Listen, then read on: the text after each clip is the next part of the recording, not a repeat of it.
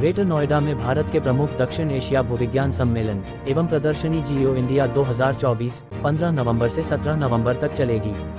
Association of petroleum जियोलॉजिस्ट्स India द्वारा आयोजित जियो India 2024 सम्मेलन और प्रदर्शनी का छठा आयोजन है और इसका विषय ऊर्जा गतिशीलता के नए आयामों की खोज है। इस सम्मेलन के बारे में ओएनजीसी की निर्देशक श्रीमती सुषमा रावत ने प्रेस वार्ता के दौरान जानकारी दी। देखिए विस्तार से report. Who are with us.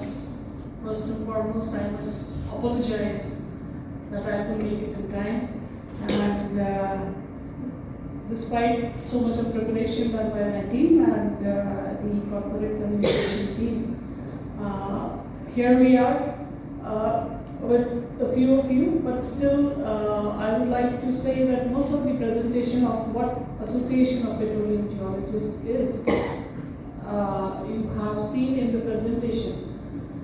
Actually, it started at a time when the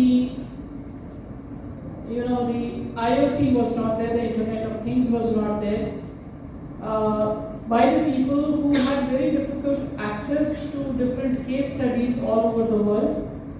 And also there were very few platforms wherein people could come in and convene and have a discussion or a debate about new concepts, new technologies, new areas that have opened up.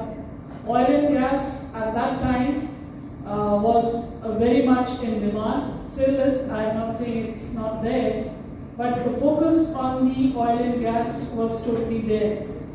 And geoscientists within ONGC, because the strength of ONGC, I believe at that time would have been around 45 to 46,000 personnel. We are down to 26,000 now.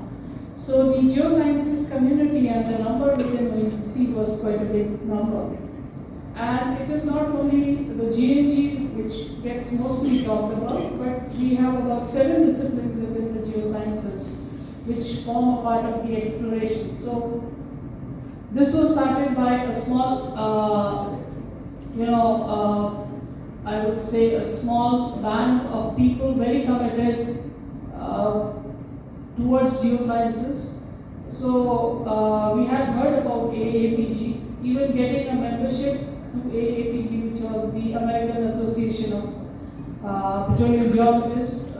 It used to be quite a big achievement at that time.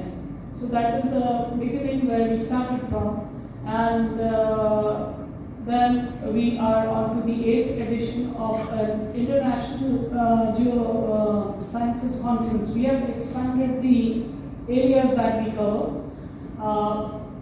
The details of how many people have been attending over the past years, every 2 years we try to convene and again bring in people not only from the companies within India but also outside.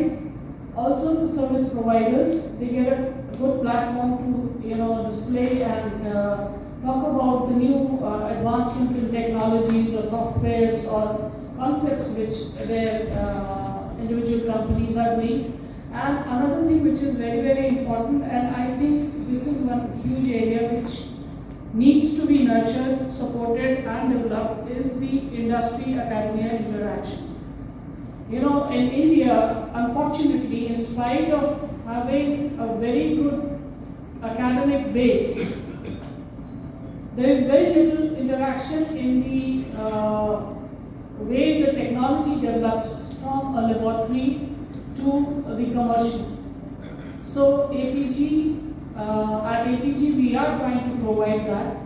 The other big thing which is about the transition times that we are talking about, climate change right now, what you are seeing in Delhi, I mean it's